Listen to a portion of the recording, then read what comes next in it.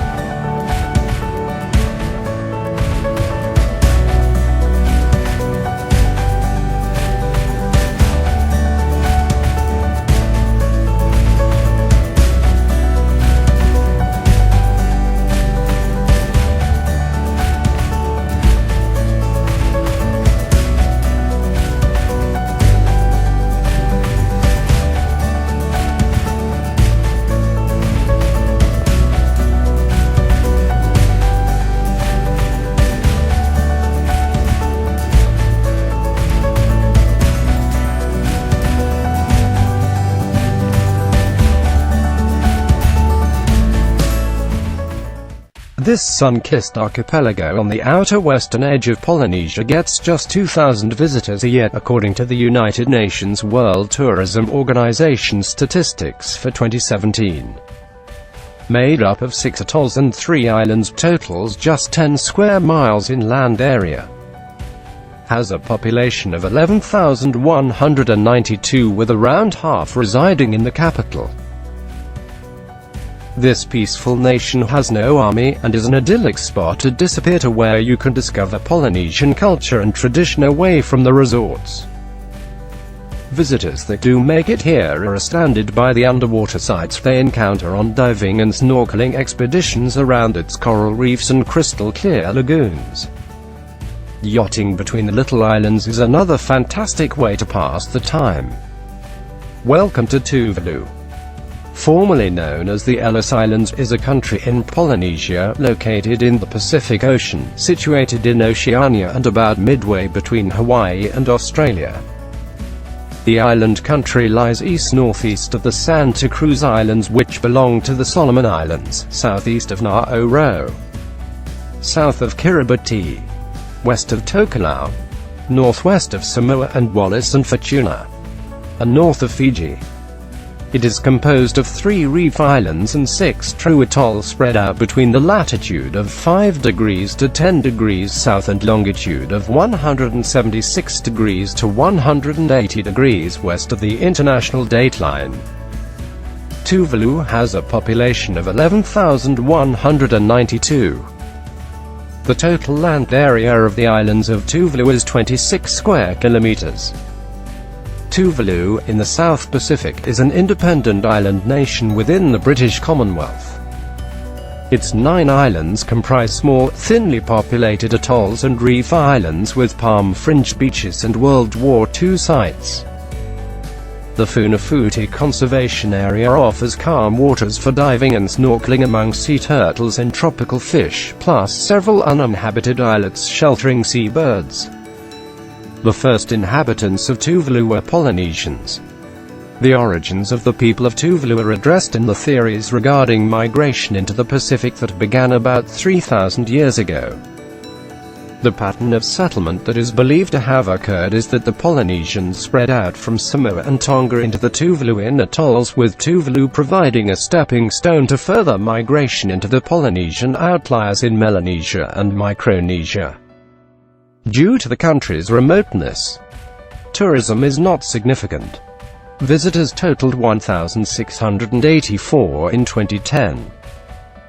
65% were on business development officials or technical consultants, 20% were tourists or 360 people, and 11% were expatriates returning to visit family.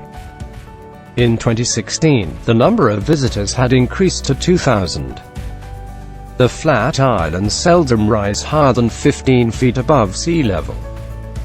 5 of the islands, Funafuti, Nuku'Fatau, Nukili, Nui, and Nanumea, are atolls, large, roughly circular columns of coral which rise up almost vertically from the seabed, forming a reef, with coral islands occurring where the coral rises above high tide level.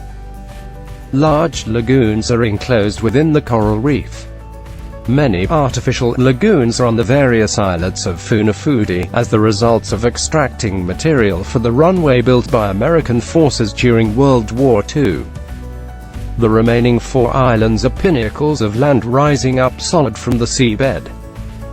Some have saltwater ponds on them, while Nanume has a freshwater pond, a rarity for atolls. Coconut palms cover most of the land. The main island of Funafuti is the focus of travelers.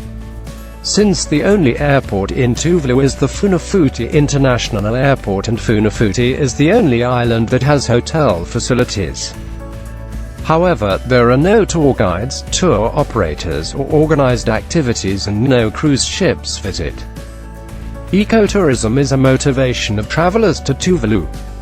The Funafuti Conservation Area consists of 12.74 square miles or 33 square kilometers of ocean, reef, lagoon, channel and 6 uninhabited islets.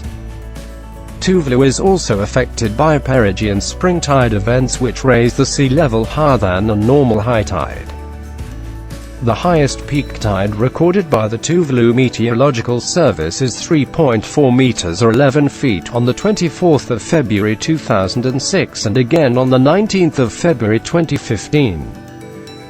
As a result of the historical sea level rise, the king tide events lead to flooding of low-lying areas which is compounded when sea levels are further raised by La Nina effect or local storms and waves. There are limited transport services in Tuvalu. There are about 8 kilometers or 5 miles of roads.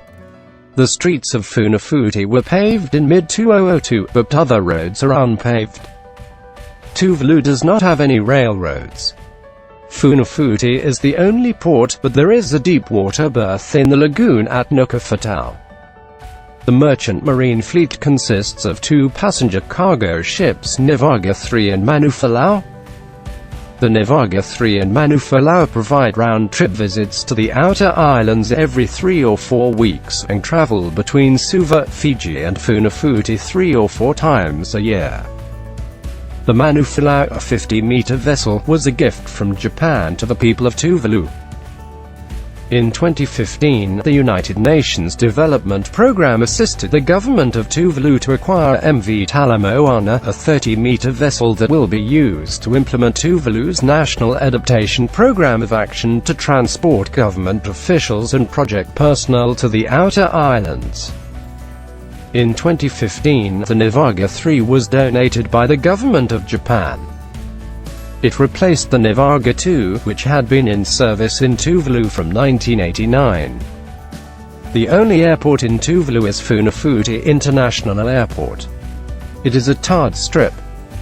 Fiji Airways, the owner of Fiji Airlines, operates services 3 times a week, Tuesday, Thursday and Saturday, between Suva, originating from Nadi, and Funafuti with a TR-72600.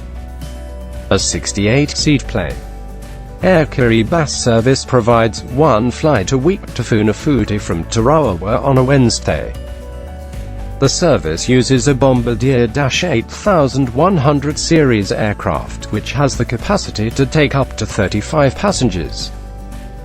Anele Sopawaga said at the 2015 United Nations Climate Change Conference COP21 that the goal for COP21 should be a global temperature goal of below 1.5 degrees Celsius relative to pre-industrial levels, which is the position of the Alliance of Small Island States. Sopawaga said in his speech to the meeting of heads of state and government, Tuvalu's future at current warming is already bleak. Any further temperature increase will spell the total demise of Tuvalu. For small island developing states, least developed countries and many others, setting a global temperature goal of below 1.5 degrees Celsius relative to pre-industrial levels is critical.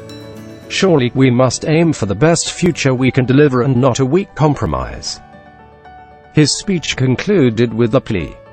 Let's do it for Tuvalu. For if we save Tuvalu, we save the world.